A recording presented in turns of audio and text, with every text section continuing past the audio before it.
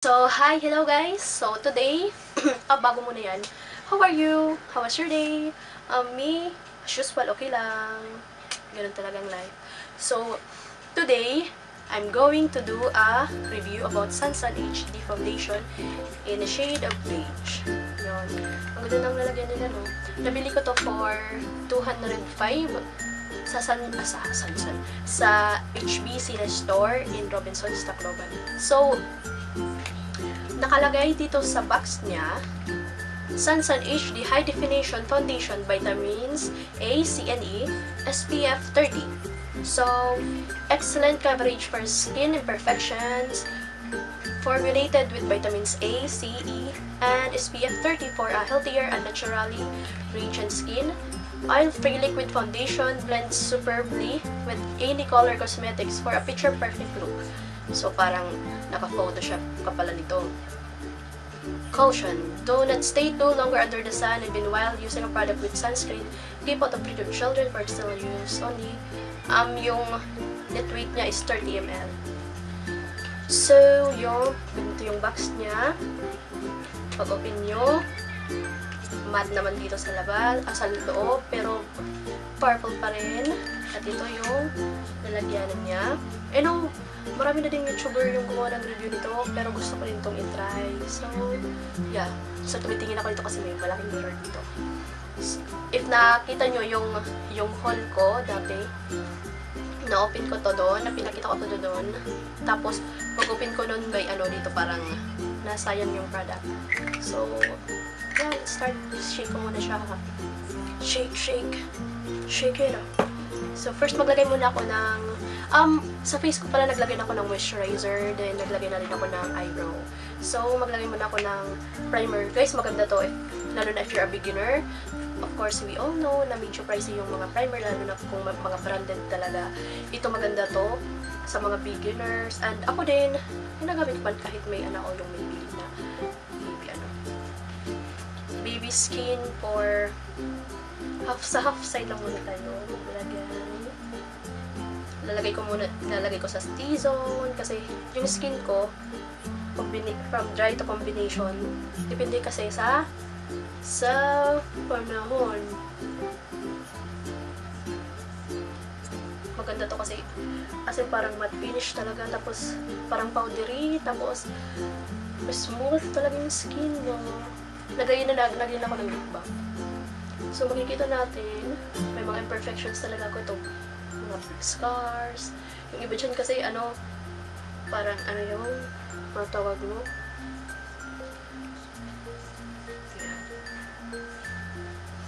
Then, lagay na tayo ng Sunsun HD Foundation. Ang ganda talaga ng nalagyan niya. Ang ganda din ng takip. Nalagyan niya. Then, shake ko maayos lang.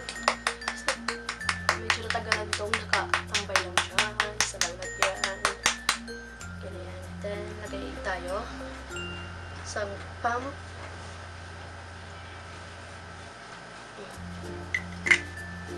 Medyo watery siya or hindi ko lang na-shake na maayos. Shake pa natin. Medyo watery siya. Yung consistency niya.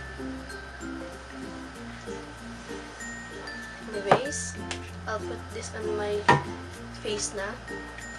Oops! Gising na si Nicole. Half lang muna kung saan nalagyan ko ng medyo watery siya. Ito yung niya. Ito pala yung kulay. Yung product din. Kamay ko lang yung gagamitin ko, guys, ha. Dito.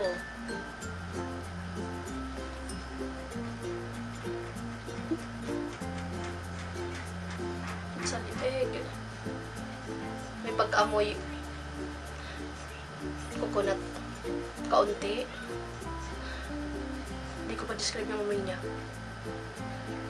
Parang may pagka-coconut siya. So, blend. May coverage pa ito. Oh? Ito coverage nyo, hindi pa.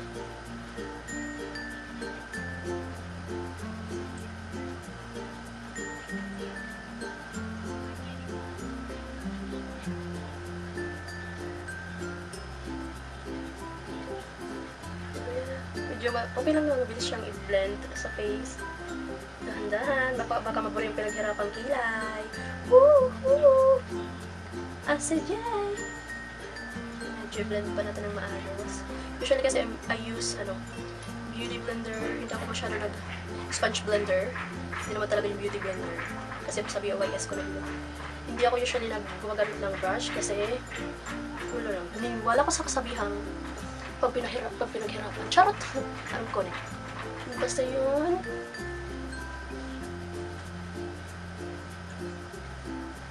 So, may pagkakaiba ba? Ito yung wala pang foundation. Ito. Then ito yung meron na.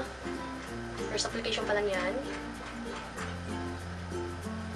Okay naman, medyo lightweight pa siya sa first application. O kasi hindi ako mahilig yung tinatapalan. Yung parang hindi siya ganun kaano tas lalagyan. Parang ganun.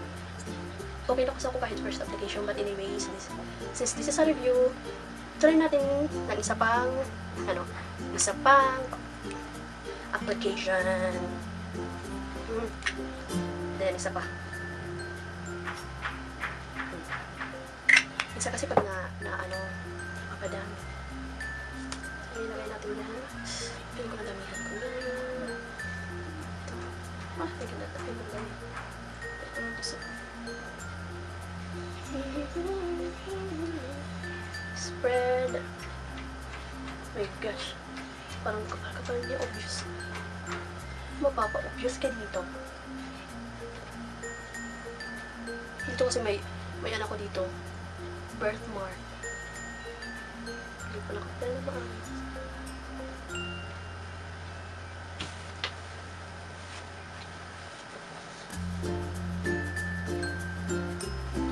Pero na, fairness, natakpan natin yung dito ko kanina.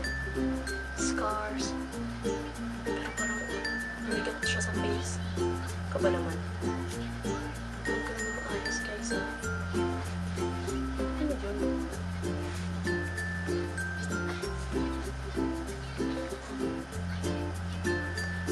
Yung dark circles ko, medyo visible pa. Tapos, dito, medyo visible pa din. Medyo nahirapan ako mag-blend itong second application ko na. Pero medyo okay naman siya actually. Okay naman siya. Medyo lang. Still feeling ng konti. Yung amoy niya parang, ako hindi naman ako masyadong sa amoy. Ako hindi naman ako masyadong sensitive ganun sa amoy. Huwag lang yung grabing amoy. Yung tolerable naman. Yung tolerable naman. Nakayok pang. So yun, yung face ko. Ito po yung may foundation. Yung sansan. Tapos ito yung wala pa. Eyebrow pa lang. So guys, kukumplituhin ko muna yung face ko with everything and So babalik ako sa inyo. Wait lang ha. Nangyari sa'yo, camera. So, ito ang finished look. Yeah, simple mocha lang kasi hindi naman ako, guys, gumamit pala ako itong sponge blender kasi medyo parang siya, parang makapal siya dito, kaya ginamitan ko na talaga siya, hindi na ginayan ng fungus ko. Yung isang application lang, maliit lang na lagay pa, konti. Yeah, ito po yung finish look. Contour,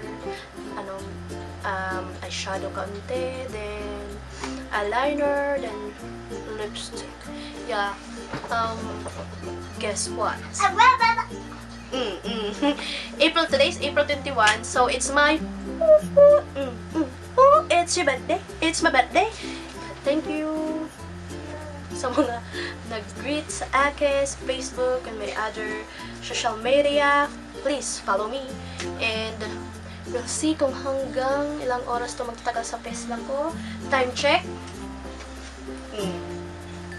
It's 11:15 kasi yung cellphone ko ay naka-charge. So, yeah. Chika lang muna tayo. Sure. So, I'll update you guys. Marami pa din akong gagawin. Yung hair ko, medyo blinower ko lamang. Para masaya ang life. I'll update you. I'll update you later para masaya. Yes. So, hi guys. Ito na yung face ko after how many hours. It's already 4:38. Yeah. Nakaral ko na lang to kasi ito na kasi nakita ko kanina. Yeah. Ito pa rin siya. So far,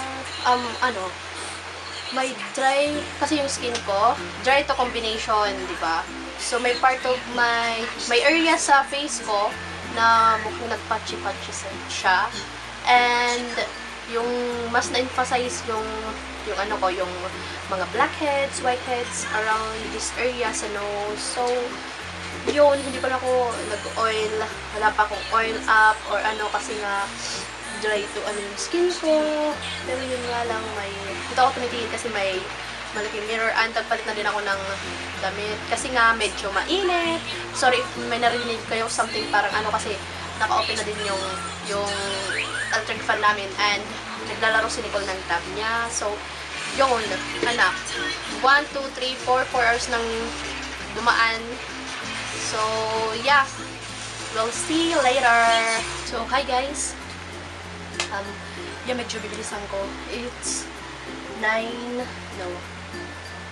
8:51 already. 8:51 na.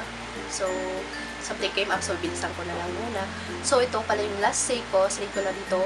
Habang on the way kami. Kani kami ng, birthday dinner. So, medyo oily na. Medyo nag-oil ako. Medyo oily na siya. So, nag-ano siya ng, since dry yung skin ko, lalo na sa mga oily, diba, magiging mas talaga, tatampakan talaga ng oil. So, at first, nung tinignan ko kasi kanina habang nag-film ako, tinignan ko, medyo white pala yung, medyo white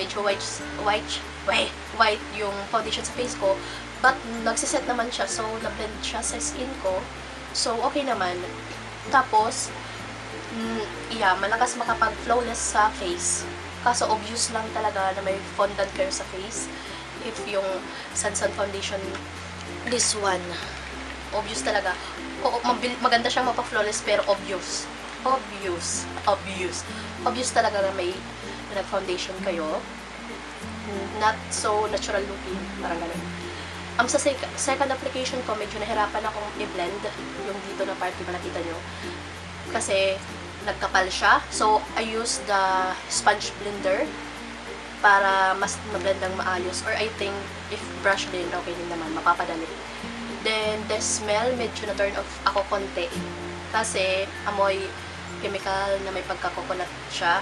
But, hindi naman ako ka-sensitive dun sa smell. Medyo okay naman. Yung first na paglagay ko, medyo sticky siya sa face.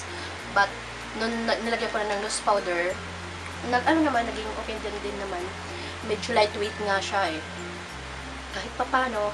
Then, natakpan niya yung mga dark dito, yung acne scars ko, yung mga impurities ko, imperfections. Kasi yung dito, dalawang application, which is, mas nagkapal siya. Okay lang din naman. And, pasok sa bangan yung price niya. Though, full coverage siya if dalawang application. Depende kasi sa face, if marami yung acne scar mo. For me, medyo coverage siya yung first application ko. But okay lang naman kasi hindi ko naman talaga ina-achieve talaga yung full coverage kasi kontento naman ako. Kontento ako, simple lang akong char. So, yeah, yun lang masasabi ko. If 1 to 10, scale 1 to 10, nasa 7, ganun. But, I recommend this one sa mga dry skin, but wag lang sa mga oily skin.